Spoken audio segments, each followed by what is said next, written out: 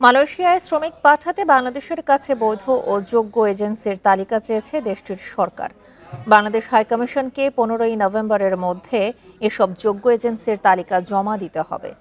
সোমবার মালয়েশিয়ার পররাষ্ট্র মন্ত্রণালয় থেকে দেয়া চিঠিতে জানানো হয়, তালিকাটি পরবর্তীতে মালয়েশিয়ার মানব সম্পদ মন্ত্রণালয় নির্ধারিত মানদণ্ড অনুযায়ী যাচাই বাছাই করবে।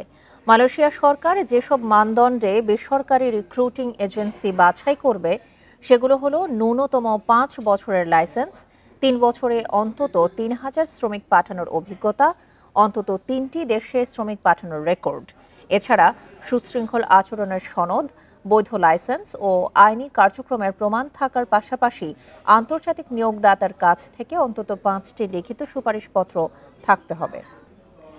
এ বিষয়ে আরো জানাতে বার্তাকক্ষ থেকে যোগ দিচ্ছেন আমাদের সহকর্মী খালেদ রায়হান। রায়হান, কোন কোন এজেন্সিকে এই ক্ষেত্রে প্রাধান্য দেওয়া হচ্ছে আর কবে থেকে মালয়েশিয়ায় শ্রমিক পাঠানো শুরু হবে?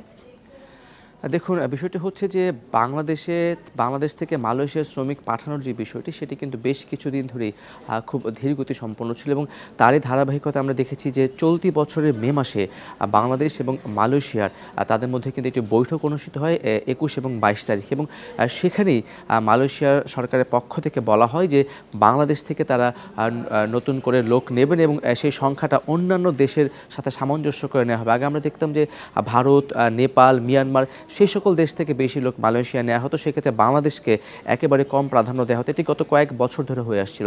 সেই ধারাবাহিকতায় কিন্তু তারা বলছিল যে তারা একটি মানদণ্ড নির্ধারণ করে দিবেন এবং সেই মানদণ্ড অনুযায়ী রিক্রুটিং এজেন্সিগুলো বাংলাদেশ থেকে মালয়েশিয়ায় শ্রমিক পাঠাতে পারবেন। সেই ক্ষেত্রে তারই ধারাবাহিকতায় গতকালকে তারা কিন্তু একটি চিঠি দিয়েছে বাংলাদেশকে এবং সেই চিঠিতে তারা 10টি মানদণ্ড উল্লেখ করেছে এবং তার মধ্যে সবচেয়ে বড় যে মানদণ্ড সেটি হচ্ছে যে সকল রিক্রুটিং এজেন্সি মালয়েশিয়ায় শ্রমিক পাঠাতে পারবেন তার মধ্যে তাদের কমপক্ষে 5 বছরের বৈধ লাইসেন্স থাকতে হবে এবং এই গত 5 বছরে যাদের লাইসেন্স আছে বৈধ, তারা অন্তত 3000 জনকে বিভিন্ন দেশে পাঠিয়েছে এবং সেই বিভিন্ন দেশে অন্তত 3টি দেশে পাঠানোর অভিজ্ঞতা সেই রিক্রুটিং এজেন্সিগুলোর কিন্তু থাকতে হবে।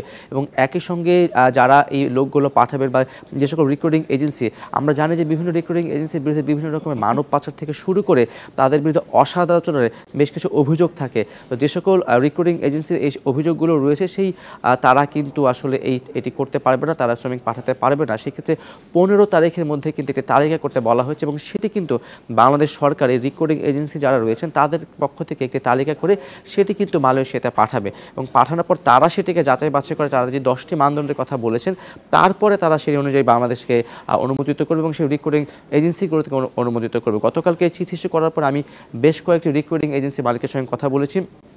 তারা যেটি বলছেন, এই রিক্রুটিং এজেন্সি তালিকা করার ক্ষেত্রে সরকার যাতে কোনো রকম বা সরকারের সংশ্লিষ্ট কর্তৃপক্ষ যাতে কোনো রকমের স্বজনপ্রীতি না করেন সেই বিষয়টির দিকে তারা লক্ষ্য রাখতে বলছেন। কারণ বাংলাদেশে যেই কয়েকটি রিক্রুটিং এজেন্সি রয়েছে বৈধ, তাদের মধ্যে কিন্তু একটি বলা যায় প্রতিযোগিতা চলে এবং সেক্ষেত্রে অনেকেরই কাগজপত্রে কিছু ব্যত্যয় থাকে। সেক্ষেত্রে ভুল কোনো কাগজপত্র দেওয়ার কারণে যদি মালয়েশিয়া সরকার সেটিকে প্রত্যাখ্যান করে বা সেটিকে নাকচ করে দেয়, তাহলে কিন্তু সেটি বাংলাদেশের ভাবমূর্তির জন্য একটি প্রস্তুত হয়ে দাঁড়াবে এবং একই সঙ্গে যেহেতু নতুন করে মালয়েশিয়ায় শ্রমিক পাঠানোর একটি দ্বার উন্মোচিত হতে যাচ্ছে, সেই ক্ষেত্রে যদি অবৈধ রিক্রুটিং এজেন্সি বা কাগজের ফাঁকফোকরে বা আইনের ফাঁকফোকরে কাউকে পাঠানো হয়, সেটিও কিন্তু বাংলাদেশের ভাবমূর্তি ক্ষুণ্ণ করতে পারে বলে তারা বলছেন। সেক্ষেত্রে যে 10টি মানদণ্ড দেওয়া হয়েছে, যে কয়েকটি রিক্রুটিং এজেন্সি এই 10টি মানদণ্ডই পূরণ করতে পারে তাদেরকেই যাতে তালিকাভুক্ত করা হয় সেটি কিন্তু তাদের পক্ষ থেকে বলা হচ্ছে।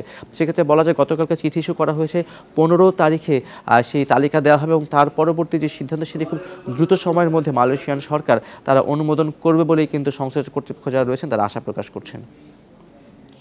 বার্তাকক্ষ থেকে সবশেষ তথ্য জানাচ্ছিলেন আমাদের সহকর্মী খালেদ রায়হান।